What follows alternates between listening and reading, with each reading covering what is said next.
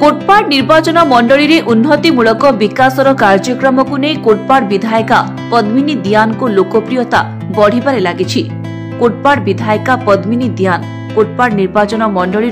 विभिन्न अंचल को गस्त करी लोकमानंको सुविधा असुविधा विषय आलोचना करी सहायतार हाथ बढ़ाई थांती। कोटपाड़ निर्वाचन मंडली उन्नतिमूलक विकासर कार्यक्रम को आगे नेउथिबा जोगु कोटपाड़ विधायिका पद्मिनी दियान गाँ ठारू सहर पर्यंत छोटरू बड़ समस्तक पाखरे लोकप्रियता बढ़िबारे लागिछि। गोटे ड्रेस रे दिन काटନ୍ତି अलगा कलर से पिंधते नहीं बेसी कथा बोलते नहीं कहीं कि वो बोल के नहीं करके दिखाने वाला है से कौन करते कोई की नुहे काम करके दिखाते। अब एते इनाग्रेशन आश्चर्य विषय जैसे नीचे न जाएगी ऑनलाइन रे करती मो प्रिय माने ताको कोई प्रेम तांकर जो स्नेह रही आउर जो डेडिकेटेड रही एटा मो अंतर खोली की कहबा पई चाहे सारण प्रेड टावर बीजेडी सहित आउ हमर दीदी सहित सदा सर्वदा रही जेहेतु आज प्रभु जीशु नाम आज ये स्थान में प्रभु जीशु आशीर्वाद लगी आपण मान आशीर्वाद लगी ये स्थान में मो विधायिका आसी किंतु आज खुशी अनुभव करुच्ची जे बहुत सुंदर भाव स्थान में कार्यक्रम चली स्थानीय जिला परिषद सभ्य अच्छा बिड़िका बाबू द्वितीय थर आपण मान पाखे दीपद सूचक कथा कहवाई प्रभु जीशु मत टाणी आनी आज बहुत सुंदर देखिए जेहेतु आपण मान प्रभु जीशु प्रति मोर भी विश्वास अच्छी सब मु विश्वास रखे प्रभु जीशु जिते मु प्रार्थना करे मोर काम भी हो जाइए प्रभु पाखे मु प्रार्थना करी छोट बेल भी प्रार्थना करी जो मानसिक थिला सेटा मु सफल होईछि किंतु आज धन्यवाद देवी यही जगह मु आसी जेहेतु आपण मानकर जो पानी आज्ञा कहले निश्चित भाव में मु यही स्थान में आसी मु देखली आपण मानकर सुविधा जेहेतु सियाड़े जगह हो नथिला आमर एमएलए रु 5 लाख टंका देइछि जेहेतु आपण मानकर भल पाइबा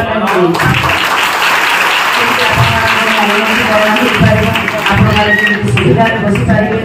आज आपण माने देखुथिबे सारा ओडिसा रे हम प्रिय माननीय मुख्यमंत्री श्री नवीन पटनायक समस्त को भल पाती आपण मान को भल पाती राज्यवासी को भल पाती से सब बेले कहती सारा ओडिसावासी परिवार आपण माने होछथि हम प्रिय माननीय मुख्यमंत्री श्री नवीन पटनायक परिवार सेतिकरे भी सीमित रहे नाती आपण माने देखुथिबे कोटपाड़ निर्वाचन मंडली रे अनेक चर्च माध्यम हम प्रिय माननीय मुख्यमंत्री श्री नवीन पटनायक नहीं आसी उन्नतिकरण आपण मान उन्नतिकरण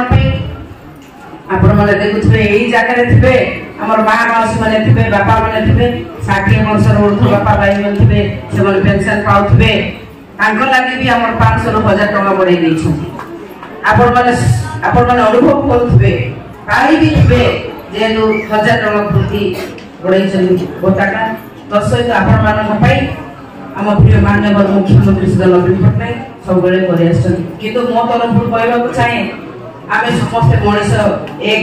समस्त गोटे रक्त होउची आमे समस्त पाखे मु ऋणी जे आपण मान पाखे ऋणी एही परि जगह रे मु पवित्र जगह स्थान रे ठियाई आपण मान पाखे प्रभु जीशु को पुणे कर प्रार्थना करूची आपण मान आशीर्वाद करूची प्रभु जीशु मत आशीर्वाद करूची आपण मान प्रार्थना करूची मो भाई जे आपण मान आशीर्वाद निहाती दरकार मु किछि चाहे नै आपण मान आशीर्वाद केवल चाहे भल पाइबा चाहे मु सब बेले कोइ आपण मान होछ हम भगवान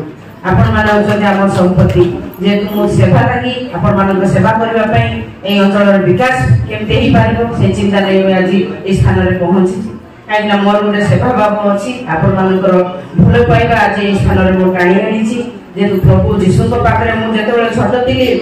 मोर अनुभूति कहउथिली पाणी आइया को थरे नवरंगपुर मोर जन्म ग्रहण जो जगह मु जाइथिली चर्च अछि नवरंगपुर से जगह मो भाई सहित जाइथिली प्रार्थना कर प्रत्येक संडे मु जाए जाउथिली से जगह मु उपस्थित थर मु प्रार्थना करी प्रभु मते जिस प्रभु दे आसी आज आपण मान पाखरे भी मु एई जगह अछि केवल आपण मान को पाई धन्यवाद देवी पानी बाबू को एवं आज एई स्थान रे अछि किंतु हमर बिरजा बाबू भी अछि जानिथिबे एई अचल रो बोरिंगमा ब्लॉक रो हमर बाटा चिपरे बहुत जगह हमर चर्च रो हम सावली रे दियाइछि हमर बहुत देखत विभिन्न जगह बाटा चिपरे हम देइछु हम प्रिय माननीय मुख्यमंत्री श्री नवीन पट्टनायक दशरथ 5टी अध्यक्ष भी आसीथिले परिदर्शन करथिले तांके भी देइछथि चर्च को बहुत संख्या रे देइ आसीछथि धन्यवाद देवी मोर मां मां मो पाई प्रार्थना करंतु भल पाइबा दियंतु यदि मेरी जिंदगी